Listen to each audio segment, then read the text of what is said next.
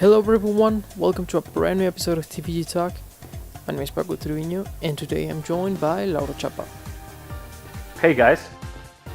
And so, today we'll be talking about the upcoming Spider-Man game for the PlayStation 4. We'll be discussing a few things about it, like its price point, the pre-order bonuses, special editions, and overall talk about the game itself, its story as well, the gameplay, what we've seen so far, what we think about it in general. As personally a huge Spider-Man fan, I've been a huge Spider-Man fan for all my life. I think that we have a lot of insight about the game and about the mythos of it.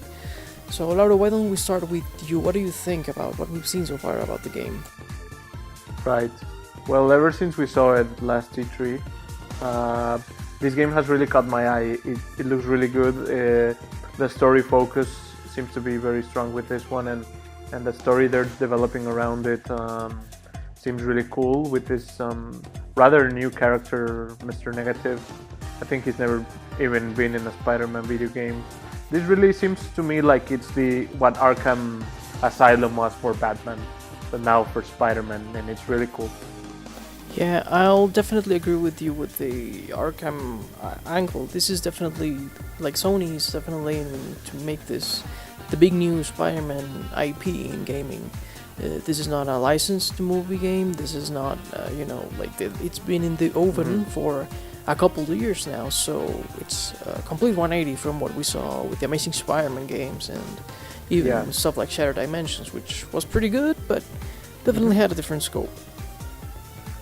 Now with Mr. Negative, I think that he's in general a very recent villain. He's been around for about 8 years, I'd say. He definitely started with the Dan Slott run after a Brand New Day reboot or soft reboot within Spider-Man. After the One More Day event in the comics, for those of you that don't know, that's when they changed the status quo to make it a more classical, more youthful Spider-Man. Mr. Negative was like a kingpin for a couple years in the city, and actually not too dissimilar to the angle that you're taking here with him taking over after Kingpin was arrested and everything. So they're kind of following tradition there. All right. And in general, we've seen very refreshing or classical aspects from the comics. Right. Another one of them is Miles Morales, I would say, where he's a very new character for the mythos, and he's making an appearance. Do you think that he will have a big role, for example? I think we probably will. I don't know what age should Miles be in relation to Peter, but him right now, he seems a bit older than he is like regularly with Peter. I don't know. What do you think? Well, it's a bit tricky because Miles Morales and Peter Parker are in the current mythos. I don't know if you know this, but they sort of combined the Ultimate Universe, which is where Miles Morales originally came from, with the sort of classic universe in the Marvel Comics. And if you compare those two, they are very different. Like, there's a huge age gap there, but if you compare it to the Ultimate Universe, the Peter Parker there was only a couple of years older than Miles here there. Right. Yeah, so Miles has been being used in not just here. He also was hinted at in the most recent movie in Homecoming, and he's even going to have his own animated movie this December. So I think that they're pushing a lot for Miles to be Spider-Man in more stuff. So I wouldn't be surprised if he does it in here. Yeah, I wouldn't be too surprised either. Although, what makes me wonder is that maybe they will save that for a sequel. Maybe they'll be, they'll be bringing, like the character forward, and maybe in the sequel he'll don the suit, and then maybe in the third game or something like that, he'll be the definitive Spider-Man in this universe. I don't know. They could definitely take that angle if they chose. But in terms of the Miles Morales movie, I'd like to point out that that's not purely Right. Miles Morales, that's also a Spider-Verse movie where there'll be tons of Spider-Man. So they have been a bit resilient in terms of making him the definitive Spider-Man in anything outside the comics, his own comic, I should say. Yeah, right. So Miles has been really pushed, and I wouldn't even be surprised if maybe the sequel is about Miles. I don't know, or they go into a spin-off with Miles as a main character. Jumping off of this, yeah, because there have been tons of Spider-Man games, like Peter Parker Spider-Man games, and even though I believe that they're trying to make their Arkham and maybe make a trilogy, I wouldn't be surprised if they really put Miles in it too. Yeah, like they could take the angle of perhaps in the DLC make him the main character, or to be complementary to Spider-Man, to Peter Parker, like you were saying, like they've done so in the Arkham game. So I wouldn't be too surprised if they also took that angle. Right. Yeah, and correct me if I'm wrong, but I think Miles is out of the like superhero replacements, like the Iron Man girl and Jane Foster as Thor and She-Hulk. I think Miles Morales is the most liked out of all those, right? Yes. I mean, it has to do with a few things. I mean, Miles Morales is a bit different from those two. For a couple of reasons. Miles Morales has been around for a much longer time, and he was the definitive replacement of Spider-Man in his universe because Peter Parker died in the Ultimate Universe. So it was a completely different concept. Now these other two kind of came out of nowhere, especially the female Iron Man, who right now is escaping me. I think her name is Riri something. Yeah, I don't know either very well, but her. But actually, Jane Foster, her most strong story was her final one as Thor, where she, in terms of the fandom, she kind of built her way up to fans' hearts, as they say. But yes, Miles Morales is by far the most liked replacement, as you were saying. Yeah, I was just going to ask you, like, having said that, what other characters and villains do you maybe think that they're going to add to the game? Well, as we were talking earlier, they're probably going to take a more modern approach with this game. We were talking about Mr. Negative and Miles Morales earlier, but there's actually a handful of other villains that I think they could bring up, and other characters they could bring. Okay. From that same era, we have the anti-Venom, which is Eddie Brock as the new Venom, where he actually, Mr. Negative gave him sort of the anti-symbiote, or the anti... Well, not the symbiote itself, but the anti-reaction to the symbiote, where he kind of becomes a symbiote, or this monster that instead of, absorbing the life of others, he now completely the other way around, now heals them, he cures them, but he then, there's a thing where he interprets the Spider-Man powers as a disease, and he tries to kill Spider-Man, and Peter tries to escape him and whatnot. So they could bring him. They could bring the Gargan Venom, which is not as new as the Anti-Venom. Oh. But, is a villain that used to be Scorpion. Some of you may know him. He actually made an appearance without the costume in Homecoming. So yeah, there's a chance that we might be seeing him here. And I wonder if we might be seeing the Flash Thompson Soldier Venom, I think it's called. Have you heard about him? No, I haven't. How is he like? Well, he's, not too dissimilar to the classic Venom in terms of the colors, but instead of looking like a muscular big monster, he is like he has like an armor. The symbiote becomes an armor instead of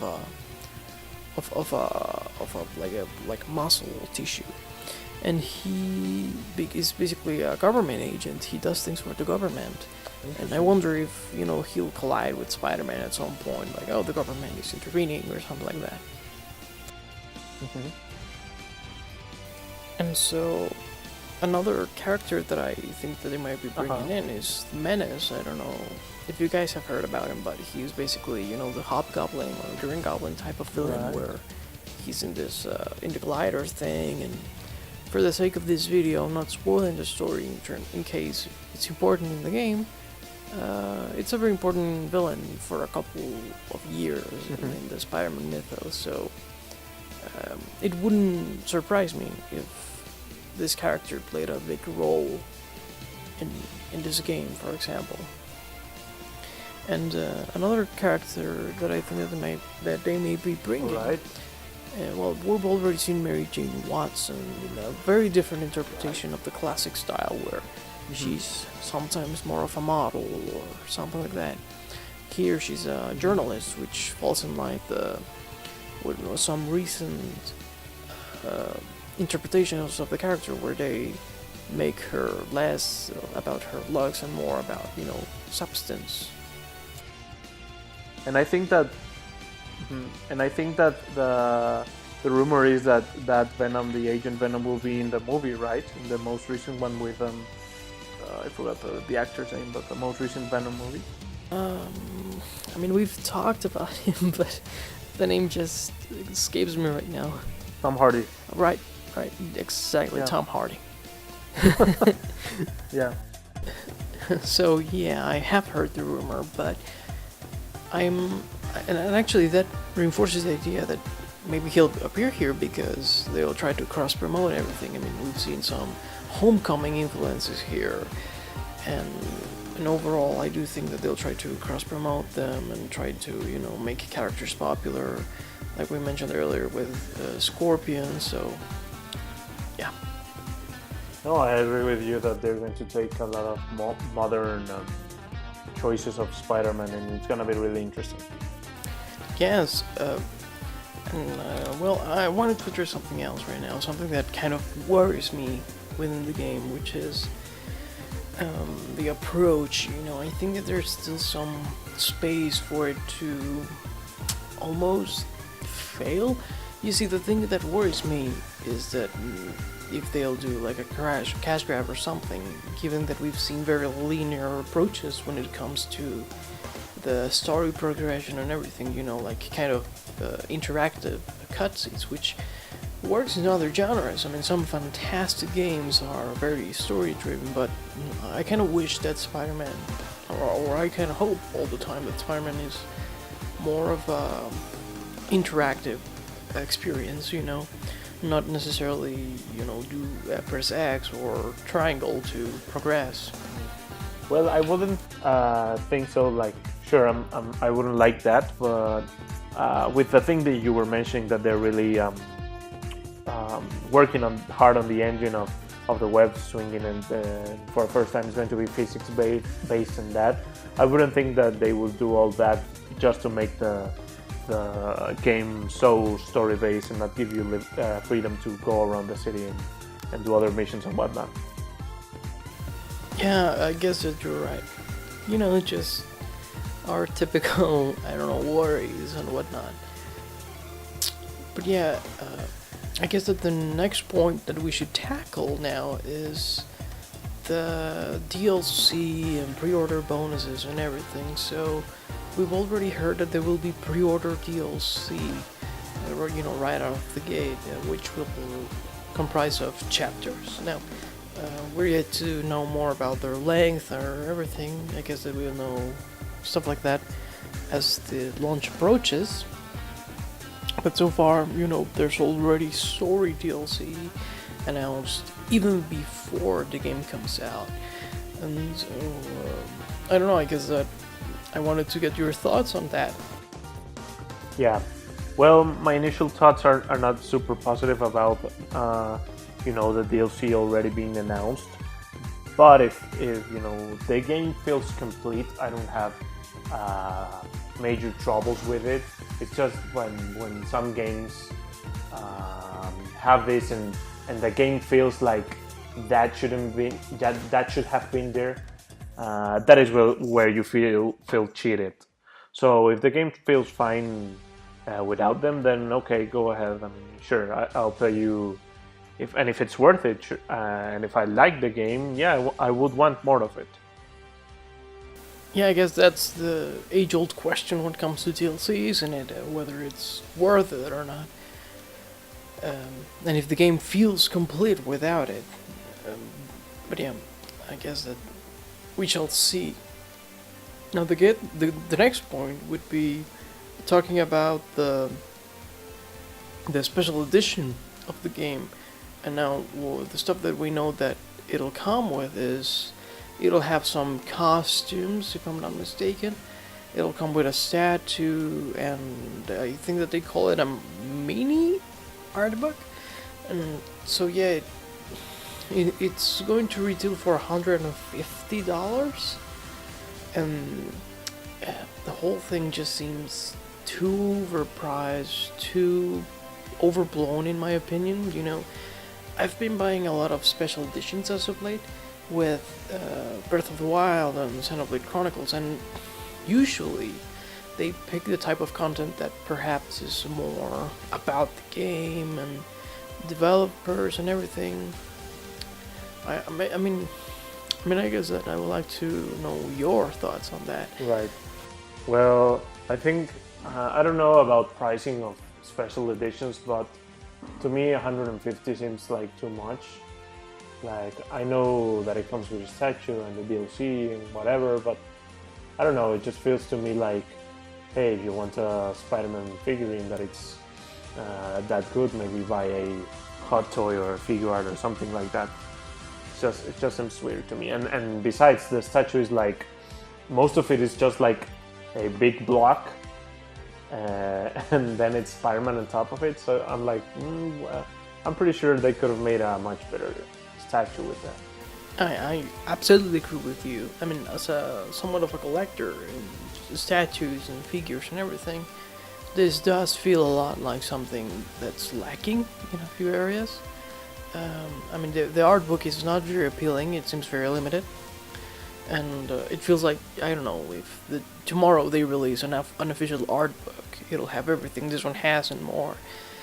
And the statue, I mean, it usually, you know, statues in special editions are lacking when compared to the real deal. You know, we have the Marvel vs. Capcom Infinite ones to look at and say, hey, you can get something much better from Diamond Selects, and they're not even that expensive.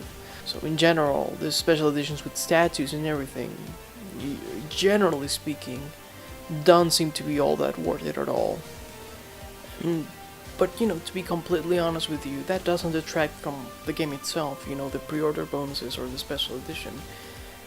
I'm generally speaking, as a huge Spider-Man fan, I'm very excited to see a high-profile Spider-Man game. We have not seen one in quite a while now, so just seeing him in a spotlight and creating this excitement for a brand new superhero experience in video games, hopefully in the caliber of Arkham City, which is one of my personal favorite games of all time. And so yeah, I'd like to pass it on to you, Lauro. Do you have any closing thoughts on this particular game? No, I'm really excited about this game. I think it's gonna add more to great PS4 exclusives, and yeah, I'm looking forward to it. Yeah, I mean, I know that I've been a little bit harsh on this game, on this particular discussion, but make no mistake, I'm very excited, and I'm very looking forward to this game. I want to know what they'll try with, what they'll try now with my favorite superheroes. So I guess that now it's your turn, you guys. What do you think about this game? What do you think about the pre-order, the DLC, the special edition, you know, everything? I want to know what you guys think, so I'll leave you that with that question. I'd like to remind you that we do content like this all the time, and if you're interested, subscribe to us on YouTube, follow us on our social media, and hey, if you have any questions or would you like to open a conversation about comic books, I'm also open to that. Thanks a lot for watching. Until next time, bye bye guys.